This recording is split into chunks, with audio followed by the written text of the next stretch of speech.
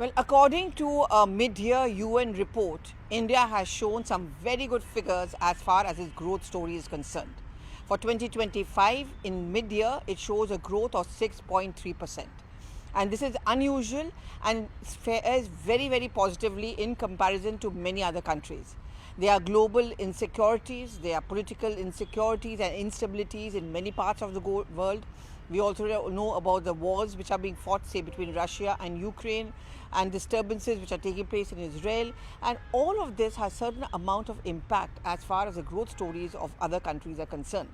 People are being stingy with their finances. Not many are willing to spend much. They want to hoard the money. And this is becoming a huge problem as far as a country's growth story is concerned. But India tells a different story. And why so? That is because of many factors. But the most important of them is the consumer or the Indians' faith in the entire economic system. We are spending more, we are saving also, but at the same time we are not hoarding money. With the graph increasing, with a large number of personal taxpayers increasing, which also shows that there is a hike as far as the personal income tax slab is concerned. We also know the tax cut which was announced by the last union budget. All of this has made more cash available in the hands of the Indians, and therefore people want to go out and spend more. They are buying consumables, they are also buying assets, they are traveling more, and all of them adds to the revenue generation in the country. And this is again in stark contrast. Apart from this, we are also, foreign exchange reserves have also increased, exports have also increased, and I'm going to rattle off some of those figures. The inflation has also fallen as a result of all of this to 4.3% in 2025. That's a huge staggering fall, I would say.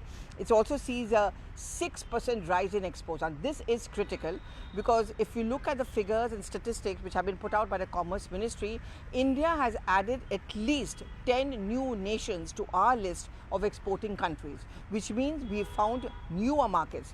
This becomes even more important in the context of the trade tariff war which we are seeing with America. We are looking at newer markets, newer opportunities, newer products where we may face a cut from America. We are now going to be earning, and we are earning more. In fact, according to Commerce Ministry statistics, the export rise has been in the realm of, say, some of the automobile parts, pharma, mobile phones, as well as some marine products as well.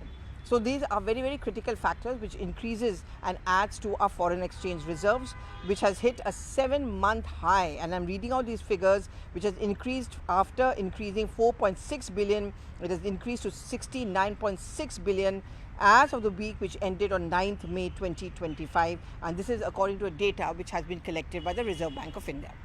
Now, it also means that more and more multinationals, whether it's Hyundai, all of them now want to come and invest in India. Many of them, as we know, are opening factories, for example, Tesla, for example, Apple. And all of this adds on to this perception that India is a buzzing market. So these, of course, if you calculate, adds up to India's growth story, which are reflected in the figures that we've pointed out for you. So definitely India can no longer be looked down upon, cannot be seen as an underdeveloped or a developing.